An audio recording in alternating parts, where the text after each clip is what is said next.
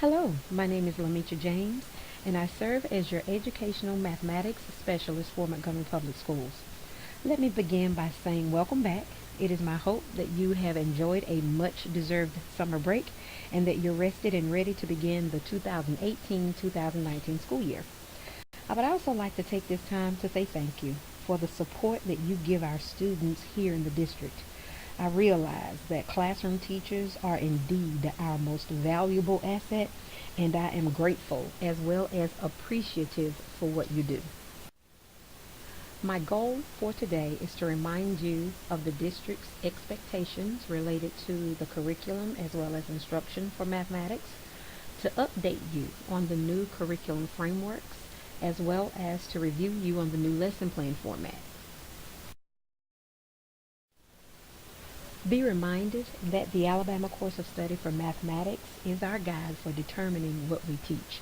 It identifies the content standards, which are what students should know and be able to do, and it also identifies the 8 mathematical practices, which highlight for us how students should interact with mathematics. It is the district's expectation that the implementation of the content standards as well as the 8 mathematical practices will be achieved via a task-oriented classroom that generates discourse, which includes thought-provoking questions intended to formatively assess student comprehension. In other words, we look for a TDQ classroom. Be reminded that there are certain characteristics of a TDQ classroom for the teacher as well as the student, and here we're looking at the characteristics of a teacher. We look for teachers who are using questions such as why, explain, justify, elaborate, to draw out higher level thinking as opposed to telling and explaining. We look for teachers who are facilitating and guiding learning through questioning, monitoring, and evaluating rather than disseminating knowledge. And we also look for teachers who are planning with objectives, expectations, and assessments in mind rather than just following the textbook. Some of the student characteristics that we look for in a TDQ classroom are actively engaged students in mathematics through reading, writing, and oral communication rather than just sitting and listening. We look for students who are using technology for exploration and insight as opposed to just using technology for simple calculations. One powerful instructional tool in a TDQ classroom are number talks. Now, I think our professional experience has revealed to us that our students struggle with the ability to use, understand, and just make sense of numbers. In other words, they struggle with number sense. And in order to address this concern, I think it's going to be important that we incorporate the daily use of number talks in our classroom.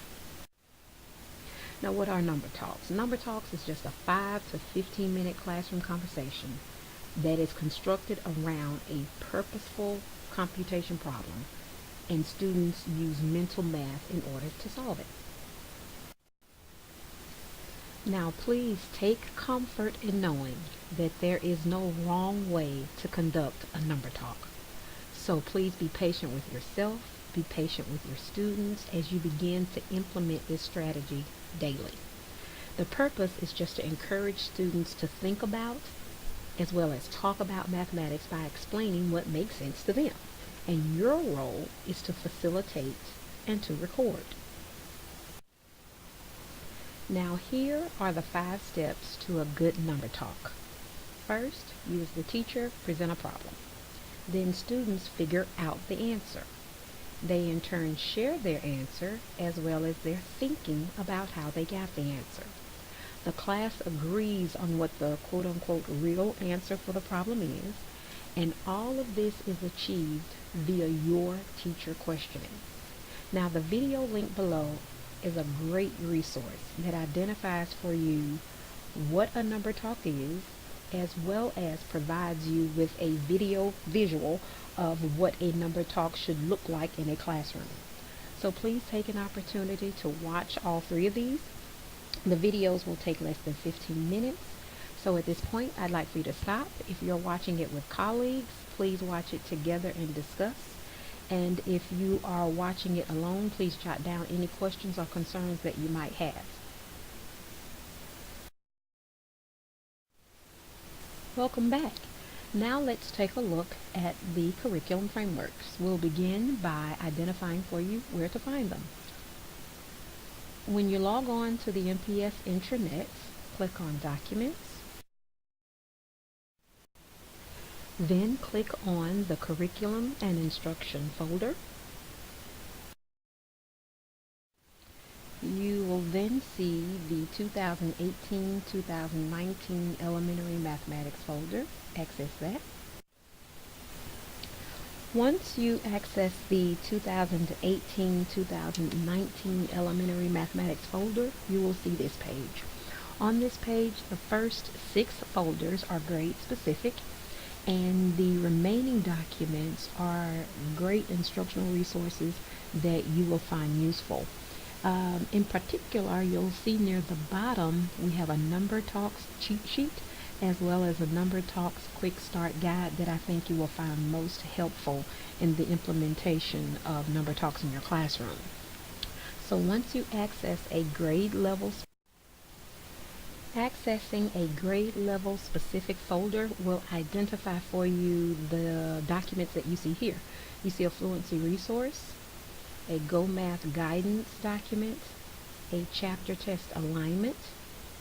You then see the curriculum frameworks for the first 9 weeks only here, but the remaining 9 weeks are forthcoming. And you will probably also be familiar with this last document, the Math Focus document. Now the fluency document provides a set of short activities that are actually extracted from Engage New York, which is an open-ended education resource to supplement the fluency practice that already exists in Go Math. Now, although many Go Math lessons include fluency builders, they don't always align to grade level expectations. Therefore, these documents are designed to support students' progress toward the grade level fluency needed. They're also intentionally short so that you are able to be flexible when you use them before or after a lesson or any time during the school day. The guidance document provides guidance on how teachers can adjust their implementation of Go Math to better meet the requirements of the college and career ready standards. Now, when used alongside Go Math, this particular document provides us with the resources to deliver aligned instruction in order to drive student outcomes. And this, by the way, was the primary source used when revising our new curriculum frameworks. And lastly, the chapter test alignment. This assessment guidance is designed as a companion to the Go Math guidance documents. It provides support for modifying the Go Math chapter tests so that they now align to the changes that were recommended in the guidance document. Introducing the new format for elementary mathematics curriculum frameworks. You'll notice that we continue to include the Alabama Insight tool, the Math Flipbook, as well as a link to Wiki-Teacher because we want to always encourage unwrapping standards before you actually teach them. Accessing these resources will identify for you what the vocabulary is for each standard, what the essential question could be, what the I can statements are, as well as any misconceptions that you need to be aware of. In the first column, we've identified the standard. In the second column, we have the actions that are suggested by the guidance document. And then in the third column, we have the textbook section from Go Math. Now, I want to point out here that the curriculum frameworks do not identify the order in which the section should be taught. For example, we're not saying teach section 1.1 and then teach section 1.5. No, what we're saying is that when you teach these sections, they address standard 4NBT1. When you're teaching, teach section 1.1, teach section 1.2, 1.3, 1.4, and so on. In other words, just go in chronological order. But when you teach these sections, note that there are suggestions that will allow us, again, to meet the rigor of the Alabama College and Career Ready Standards. For section 1.5, they suggest that you add this lesson from Engage New York. For section 1.8, it suggested that you modify this section and then use this additional resource for instruction. Here is the second page of the Math 4 First 9 Weeks Curriculum Frameworks document. We continue in the same format. We have standards in the first column, the guidance document action in the second column, and the textbook sections in the third column. But notice there are two textbook sections here that have been eliminated.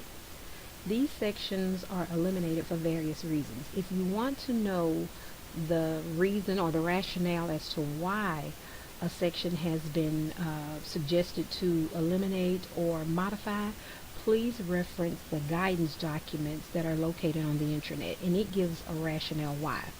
But I will give you an example of one rationale.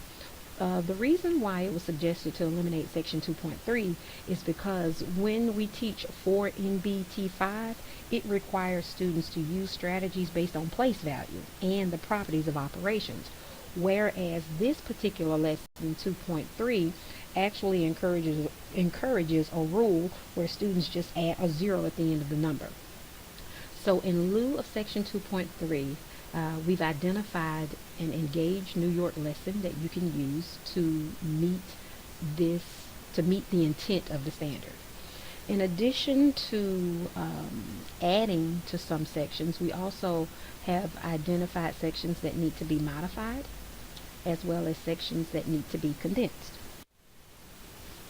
At this point, I would like for you to stop, access your grade level specific curriculum framework, take a look at it, discuss it as a department, or again, if you're watching it individual, I'd ask that you still take a look at it, but jot down any notes and or concerns that you might have. Thank you for rejoining the presentation. And lastly, let's take a look at the lesson plan for mathematics K through 12. This lesson plan was created to support you in designing effective instruction. We began with the standard or target, the 8 mathematical practices that you expect students will engage in during the lesson, and then I'd also like for you to identify the appropriate rigor. If you need guidance on identifying what the appropriate rigor is on the intranet, the lesson plan format on page 3 includes definitions for conceptual understanding, procedural skill and fluency, as well as application. We have before, after, and during strategies. We also ask you on the second page to identify the vocabulary needed, as well as any misconceptions. Please be mindful that you can access Wiki-Teacher and or flipbooks to assist you with your notes and nuances. Next, we'd like for you to identify what the evidence of success is. We think it's important that you ask yourself these questions. What exactly do I expect students to be able to do by the end of the lesson? And how will I measure student success? What types of formative or summative assessments will I use? And at this point, we'd like for you to include any intervention as well as an enrichment plan which differentiates the instruction. We have a section for resources, homework, and then most importantly, an area where you need to reflect on your lesson in order to determine if it was a good lesson and if you need to modify it in any way. Okay, let's take a moment to summarize what has been discussed here today. Please be reminded that the expectation is a TDQ classroom and the daily implementation of number talks. Also, with the new curriculum frameworks, we have accompanying documents such as the fluency document, the chapter alignment document, and if you want a rationale for the changes, please access the guidance document for Go Math, all located on the intranet. And also on the intranet is a sample lesson plan along with the actual lesson plan format. In order to reflect on as well as document your viewing of the presentation today, I ask that you use the link below to access the Google document form and also complete it. It should take about 5 minutes, and your feedback is very much appreciated. So, as you embark on 2018-2019 school year, it is my hope and prayer that it will be memorable as well as meaningful. Thank you again so much for what you do, and have a great year.